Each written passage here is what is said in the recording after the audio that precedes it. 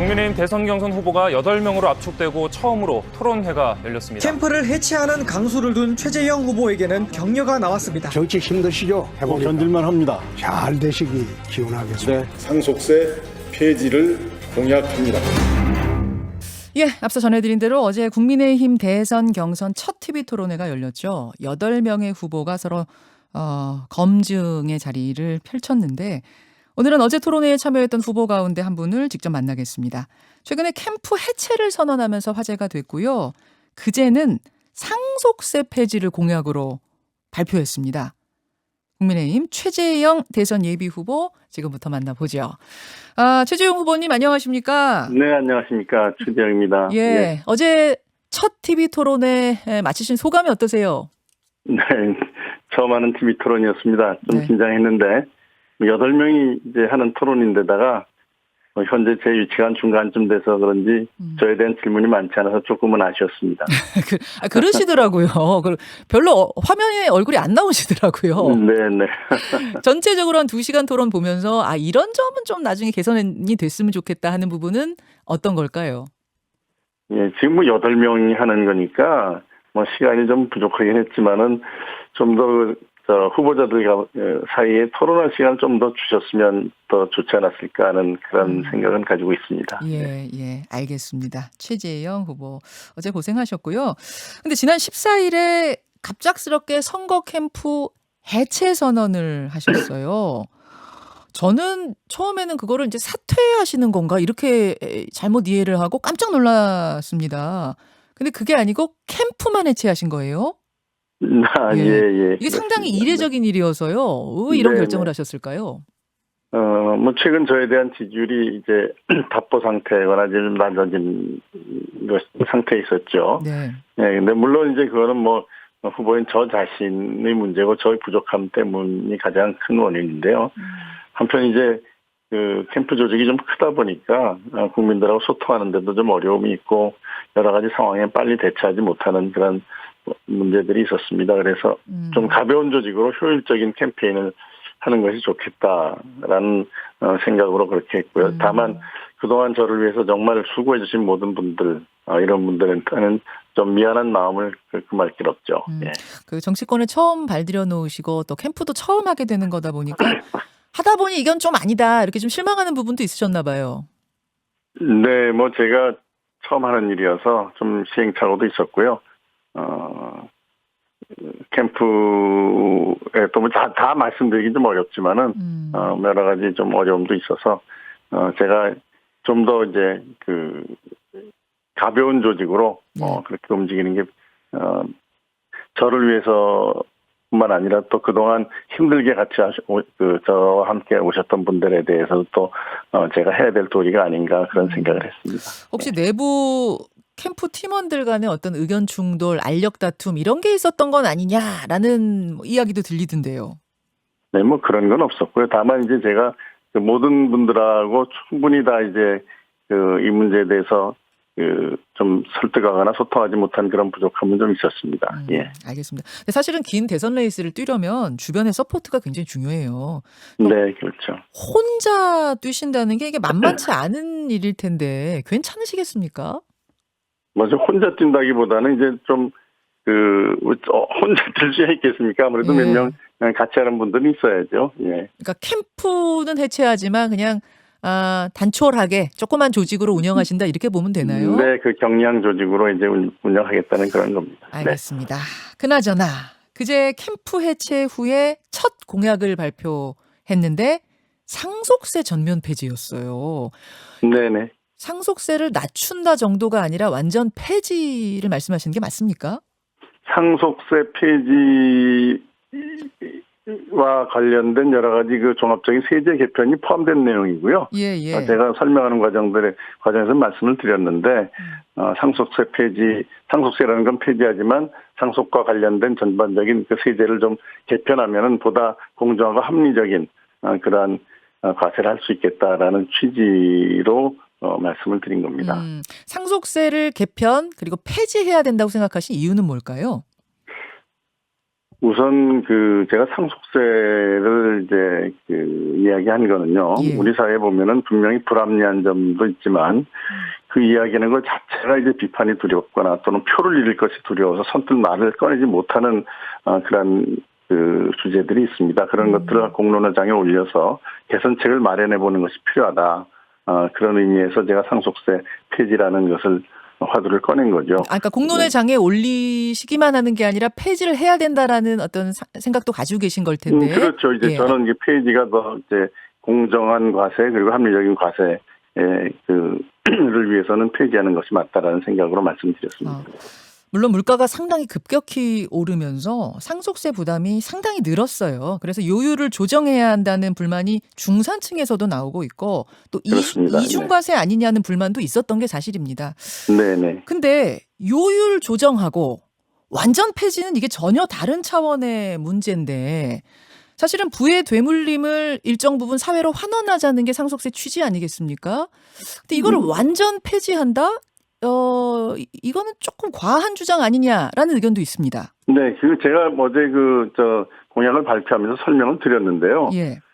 지금 가장 큰 문제는 특히 이제 뭐 가업 승계하거나 이제 집 한 채 이제 승계하고 그럴 때, 사망 당시에 과세를 하게 되면은 이제 가업 승계의 경우는 최고 65%까지 상속세를 납부해야 되거든요. 네. 그 상속세를 납부하려면은 기업을 그냥 도저히 계속 유지할 수 없어서 팔거나 뭐 폐업하거나 이런 일들이 생깁니다. 그래서 일단 이전을 하고 사망 당시에 이전할 때 과세하는 것이 아니라 그 이후에 취득한 자산이나 기업의 지분을 처분할 때 그때 과세하면 된다. 그러면 기업을 계속 유지할 수 있고 일자리도 유지할 수 있는 그러한 방법이 있는데 상속하는 순간에 과세를 하기 때문에 생기는 문제 이런 것들을 좀 개선하면은 공정하고 합리적인 과세도 할 수 있고 가업의 승계도 가능하고 일자리 유지도 가능하다.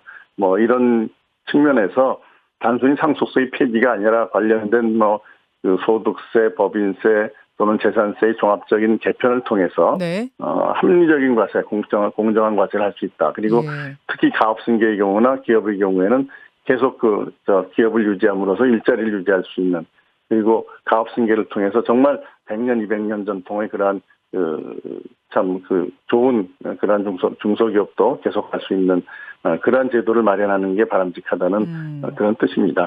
뭐 한편에서 보면은 가업 승계, 아버지가 아들에게, 아버지가 딸에게 대를 이어서 손자에게 계속 물려준다. 이게 뭐 좋은 취지일 수도 있겠습니다만 또 한편에서 보면 계속해서 기업이 개인 네. 것으로 대물림되는 것 이런 것에 대해서 문제 제기하는 것도 분명히 있거든요. 그건 어떻게 보세요?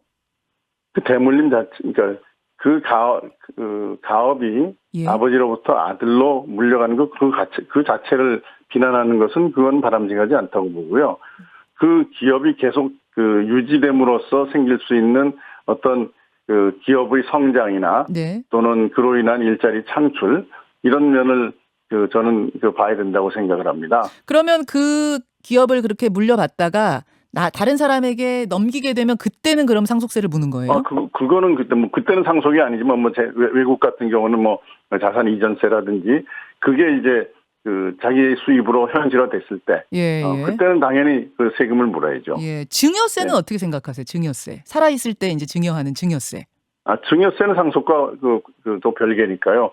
증여세는 증여세대로 가야죠. 증여세는 가대 상속세만 네. 폐지한다. 사망했을 때. 다만 이제 증여세도 이와 관련해서는 과세 구간과 세율 같은 걸 조정할 필요는 있지만은 네. 자세한 걸 제가 여기서 구체적인 걸 다 설계해서 말씀드리긴 좀 곤란하고 증여세는 그대로 가는 거죠.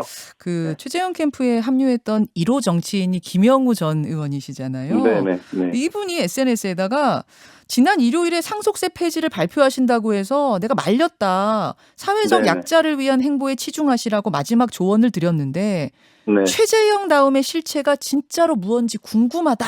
이런 글을 네네. SNS에 올렸습니다. 예. 어떻게 생각하세요? 네, 제가 김 의원하고 좀 더 깊은 소통을 하지 못한 거는 좀 아쉬운 점이 있고요. 저와 생각이 달랐습니다. 그러나 약자들에 대한 관심을 가지라고 하셨는데 저는 이 상속세를 폐지하는 것이 약자나 그리고 보통 국민의 시각에서 그렇게 약자에 대해서 배려하지 않는 그러한 제도라고는 보지 않고요. 다시 한번 말씀드리지만은 상속, 사망하는 당시에 과세를 함으로써 생길 수 있는 여러 가지 불합리한 점을 개선하면서 네. 세수도 줄이지 않을 수 있는 방법이 있습니다. 그런 측면에서 보면은 세수를 줄이지 않으면서도 상속으로 인해서 상속세로 생길 수 있는 여러 가지 불합리한 점을 개선할 수 있다면 그것이 꼭 그 사회적 약자에 대해서 불합리하거나 불리한 그러한 제도는 아니라고 보는 거죠. 세수를 줄이지 않는 것은 어떤 것으로 이게 보전이 가능할까요? 이게 큰 부분을 차지하고 있는 건 또 맞는데 우리 사회 세금에. 지금 한 상속세가 전체 1% 남짓 되죠. 네. 예, 상속세가 차지하는 비율이. 예. 그런데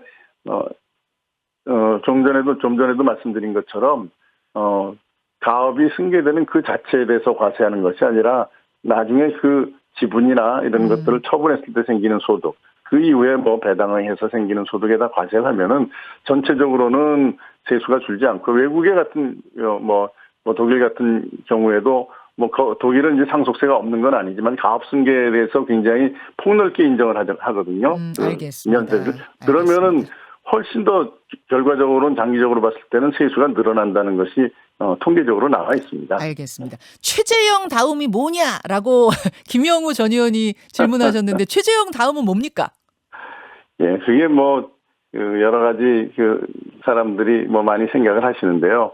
최재형 다음이라는 것은 제가 옳다고 생각하는 것들에 대해서는 소신껏 제가 밀고 나가고 또 많은 사람들을 배려하는 그런 것이 최재형 다음이라고 생각하는데 정치권에 들어오면서 그 부분에 대해서 좀 실망하시는 분들이 있었던 건 사실인 것 같습니다. 예. 소신과 배려가 최재형 다음이다.